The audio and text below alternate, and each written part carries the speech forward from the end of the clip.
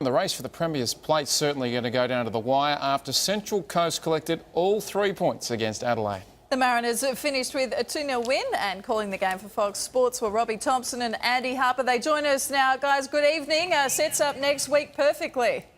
It certainly does. Thanks, guys. Yes, the Mariners keep their hopes alive of defending their Premier's Plate. They're within 3 points now of Western Sydney. They started very well. They went ahead early, just 3 minutes on the clock. And Andy, from then, Adelaide fought back a little bit, but they were never really in the hunt, were they? They weren't. Care of a very poor, substandard first half by the home team. Michael Valkanis will need to find the answer as to why, and quick smart, because they will host a final here in the first week of the series, and they'll need to do much better.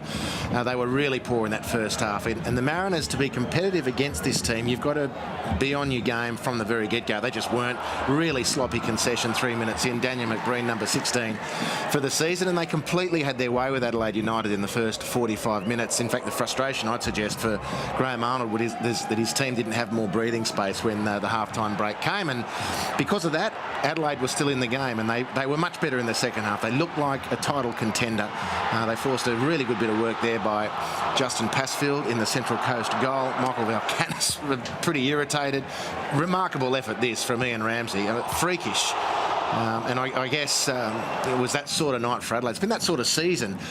Patchy, inconsistent form, but they still have hit the woodwork a lot of times. I think that was the league high stat for them. And then deep into the injury time, the two substitutes combined, Nick Fitzgerald to Sterjovski, to make it 2-0.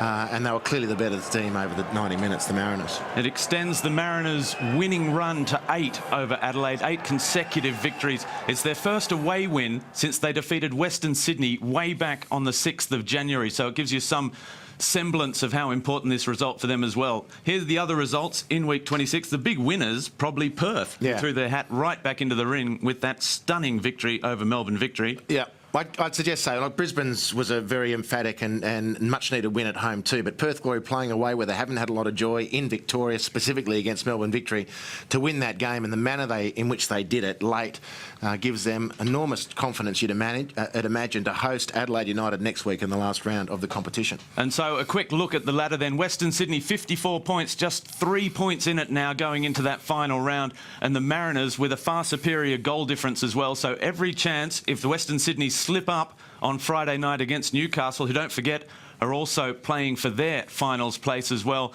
There's everything still to play for as we come down. Interesting for Adelaide now, under Michael Valkanis, just 2 wins in 8 games. So they're more or less stumbling into the finals. But here, good signs for the Mariners, a 2-0 win and richly deserved.